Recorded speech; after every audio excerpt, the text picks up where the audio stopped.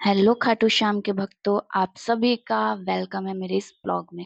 तो भाई देखिए, हम सब लोग मिलकर आज पूजा कर रहे हैं बिकॉज आज हम सब लोगों का फास्ट है। क्योंकि आज नवरात्रि का लास्ट डे है जिस दिन सब लोग व्रत रहते हैं।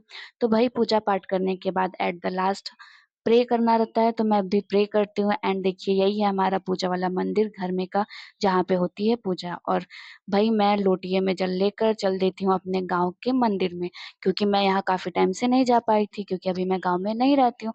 और आज मैं जब गांव आई हूँ तो मैं मंदिर तो जाऊंगी भाई। तो मंदिर जाती हूँ और पूजा करती हूँ महादेव जी का।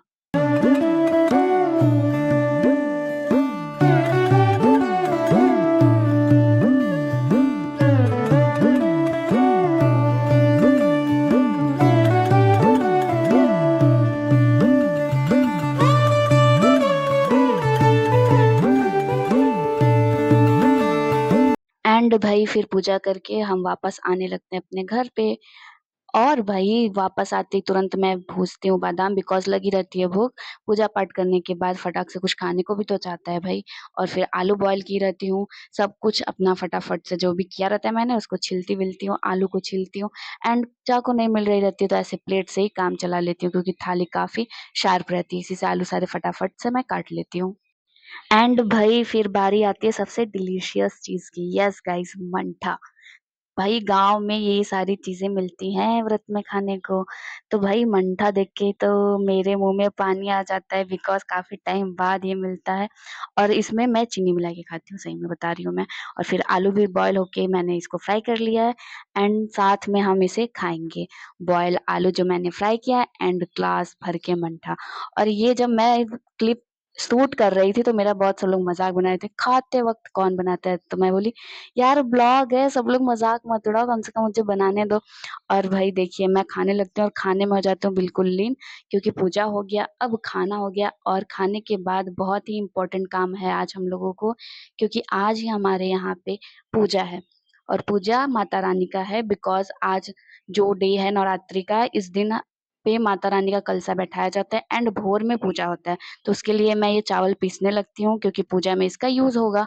तो मैं इस मतलब मम्मी का हेल्प कराने के लिए इस चावल को पीस के उनको दे देती हूँ। और फिर मम्मी ये सारा पूजा करती हैं।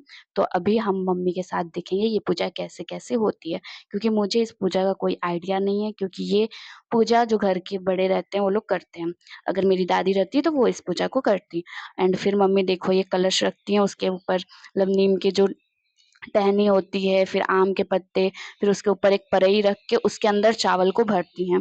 और चावल भरने के बाद जो ये चावल का और हल्दी मिला के ये पेस्ट बनाई रहती है, उससे उसको पूरा घेरे में कर देती है। इसका कोई मान्यता होगा जो मुझे नहीं पता है। और अगर मम्मी से अगर कोई चीज पूछो तो कहती हैं हर चीज जानना जरूरी नहीं होता है, जो रिचुअल्स हैं उनको करना चाहिए। क्योंकि हम लोग अपने मम्मियों से नहीं पूछते थे कि ऐसा क्यों, जितना तुम लोग क्यों क्यों करते रहते हो।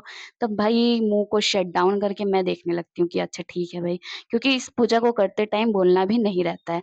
और मैं बार बार मम्मी से क्वेश्चन करके उनको इरिटेट कर रही होती हूँ। और अगर ये पूजा आप कर रहे हो तो एकदम मुंह बंद करके जो पूजा करते हैं इसको करते रहना चाहिए। और इसमें कोई भी कुछ भी बोलना नहीं रहता है जब तक आप इसको कलश पूरा अच्छे से स्थापित नहीं कर लेते हो। तो भाई ये हाथ का छापा भी मारा जाता है, नौठ मारा जाता है, बिकॉज ये नवरात्रि का है तो 9 देवियों के प्रतीक के स्वरूप में। और फिर इसमें सिंदूर भी बीच में टिक दिया जाता है, मतलब सिंदूर बीच में लगा दिया जाता है। एंड ये माता रानी का लॉकेट होता है, इसको इसमें पहना दिया जाता है। क्योंकि इसकी मान्यता होती है कि यहाँ पे मतलब ऐसा मूर्ति रख के पूजा नहीं होता है। ये जो चांदी का शायद होता है ये लॉकेट, उससे होता है। एंड ये साड़ी भी चढ़ाई जाती है, जिसको मतलब चढ़ाने के बाद मम्मी खुद के डेली यूज में पहनने के लिए यूज करती हैं। और फिर ये सारी चीजें चढ़ाने के बाद ही यहाँ पे एक दीपक जलाया जाता है, जो कि कल सुबह तक पूरा पूजा तक जलेगा। और ये पूजा एकदम भोर में होती है। तो अभी ये पूजा नहीं है गाइज, ये बस ऐसे स्थापित किया जाता है। तो मैं ये चीजें आपको दिखा दी हूँ। एंड पूजा का ब्लॉग मैं नेक्स्ट ब्लॉग में सारा कुछ सब कुछ कैप्चर करूंगी। तो आपको ये कैसा लगा स्पिरिचुअल ब्लॉग पूजा से रिलेटेड, आप जरूर बताना। And thanks for watching my this blog.